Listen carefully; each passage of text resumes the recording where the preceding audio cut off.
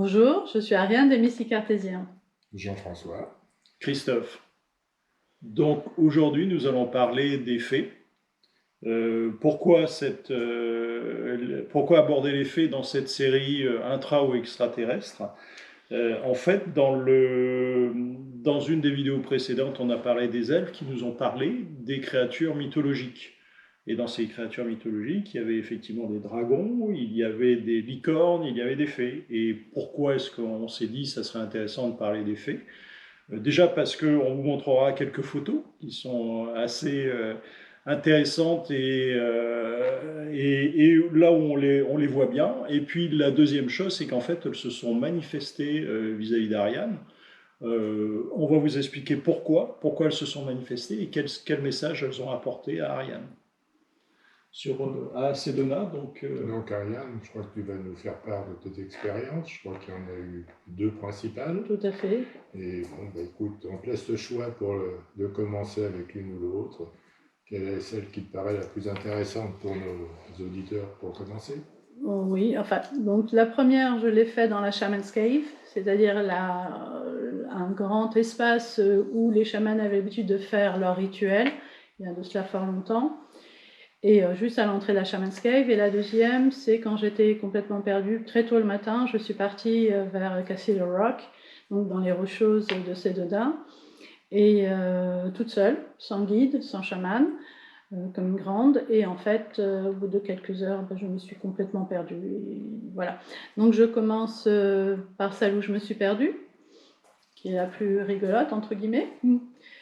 Et donc voilà, donc je suis partie très tôt le matin, parce que Sedona, il fait très chaud. Là, c'était en été, donc il faisait vraiment très très chaud. Ça peut atteindre 40 degrés en plein été.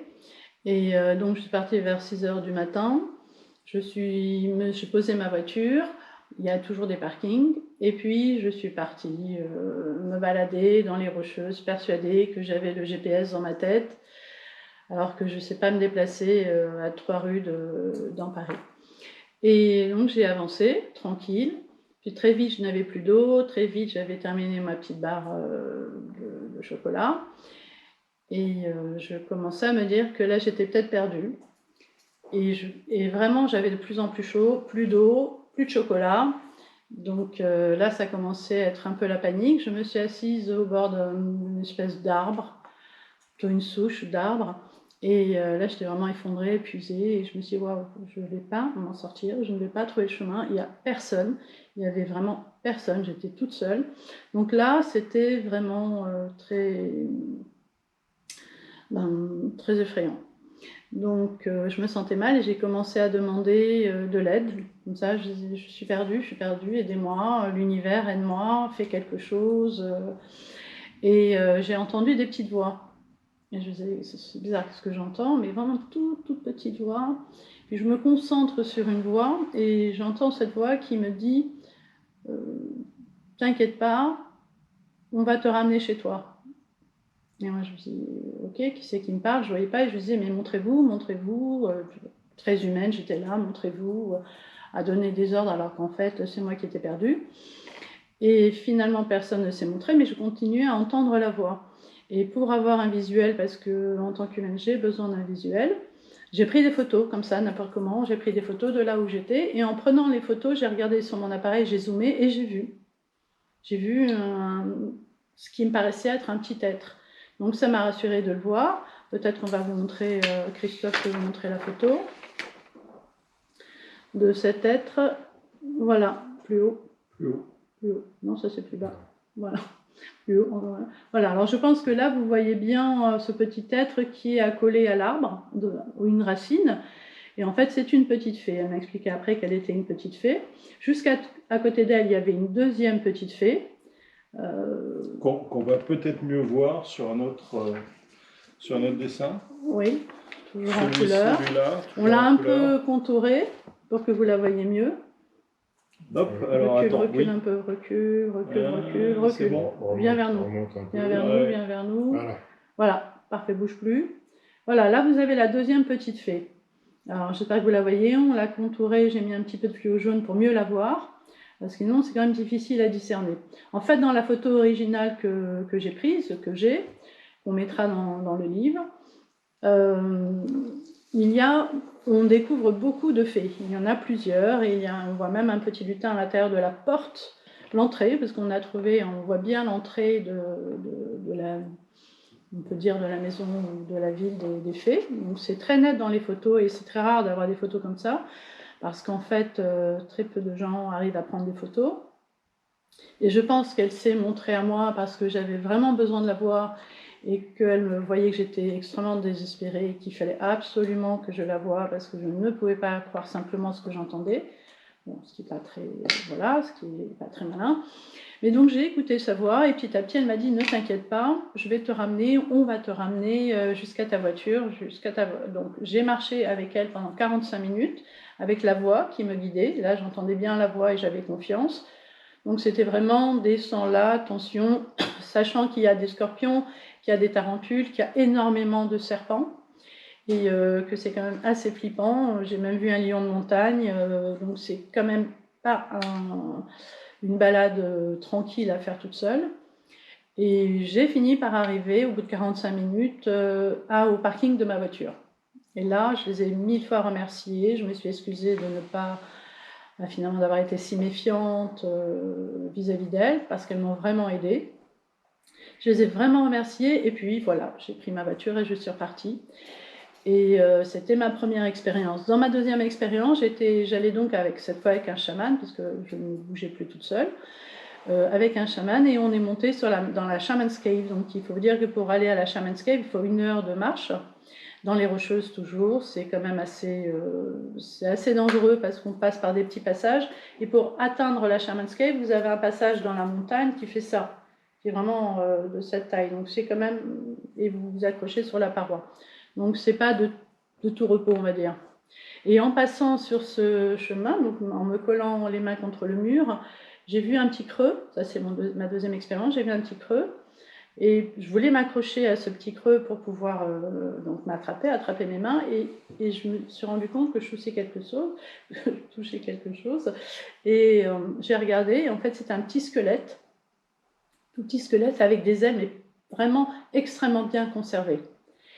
Et donc j'ai montré au chaman ce squelette, je lui ai dit wow, look, enfin bref, regarde.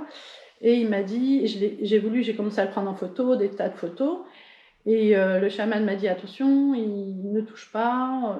Je lui ai dit mais pourquoi? Il me dit non, mais c'est très sacré. En plus c'est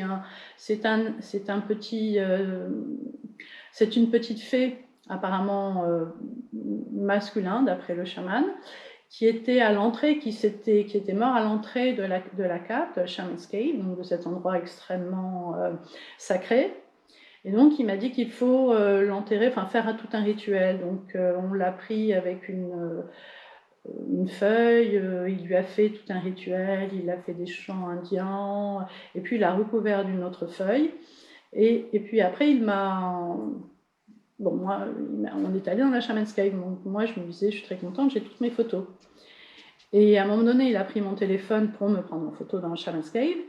Et voilà, donc en rentrant chez moi, dans ma maison de location, j'ai regardé, je voulais tout de suite mettre toutes ces photos sur mon ordi, et j'ai vu qu'elles avaient toutes été effacées. Donc j'ai appelé le chaman et je lui ai demandé si c'était lui. Au départ, il m'a dit non, mais je pense que, soit elles ont disparu par miracle, voilà, toute seule, soit c'est vraiment lui qui les a effacées. Ça, je n'aurai jamais la réponse. Mais il est clair que c'était sacré, et que c'était un événement, que c'était un élément vraiment sacré, et que en fait, il fallait pas de photos. Voilà. Tandis que les petites fées qui se sont montrées à moi juste avant dans l'autre expérience étaient d'accord pour que je les prenne en photo, en tout cas pour que je les voie, pour que je prenne confiance et que je puisse les suivre jusqu'à ma voiture. Voilà mes expériences avec les fées, qui étaient toutes les deux à Sedona en Arizona, et c'était extrêmement impressionnant. À Sedona, il y a énormément de livres dans les librairies qui parlent des fées, et j'ai cherché des photos qui ressemblaient aux fées que j'ai vues. J'ai vu des photos qui ressemblaient pas des photos, ils n'ont pas de photos d'ailleurs, il n'y a aucune photo. Apparemment, on n'a pas le droit de faire de photos. Et il y a par contre des dessins, beaucoup de dessins. Voilà, donc ce qui concerne les fées, voilà mon expérience. Et les elfes, en effet, nous en ont parlé. en nous disant que eux les voyaient, eux communiquaient avec eux parce qu'ils étaient dans une vibration très haute et qu'il nous fallait à nous être dans une très haute vibration pour pouvoir à nouveau communiquer avec ces créatures mystiques, ces créatures des royaumes magiques. Et si on voulait retrouver la magie de l'univers, ce qui est quand même extrêmement important dans notre époque, retrouver la magie et se reconnecter avec la magie de l'univers, il fallait se reconnecter à des petits êtres comme les fées, les petits lutins. D'ailleurs, dans la photo qu'on a, la vraie photo, enfin la grande photo, on voit un petit lutin à l'intérieur, à la porte d'une maison, et on le voit très nettement. Donc ça sera pour plus tard. Voilà. Merci. Et ce qu'on peut retenir, comme d'habitude, c'est qu'en fait, des êtres, des civilisations, des intras ou des extraterrestres. D'ailleurs, on n'a toujours pas répondu est-ce que c'est des intras ou des extraterrestres, mais ces civilisations sont là pour nous aider. Par contre, il faut vraiment qu'on fasse la demande, qu'on en fasse la demande et que ce soit une demande sincère. Et là, effectivement, Ariane était dans une situation de stress énorme, et donc effectivement l'intention, le besoin d'aide, la demande d'aide est venue du cœur, encore une fois, et donc quelqu'un y a répondu. Voilà, et cette fois-ci, ce n'était pas les elfes, c'était les fées. Alors, intra ou extraterrestre? Intra. Intra. Clairement, voilà. intra. Surface et intra, puisqu'on les a vus, on a vu la porte d'entrée de leur domaine dans l'arbre, on le voit très clairement. Et après, ils rentrent à l'intérieur de la Terre. Donc oui, définitivement intraterrestre. Ok, merci beaucoup. Voilà. Et à bientôt pour une autre vidéo. À bientôt pour la prochaine vidéo. Ciao. Au revoir. Au revoir.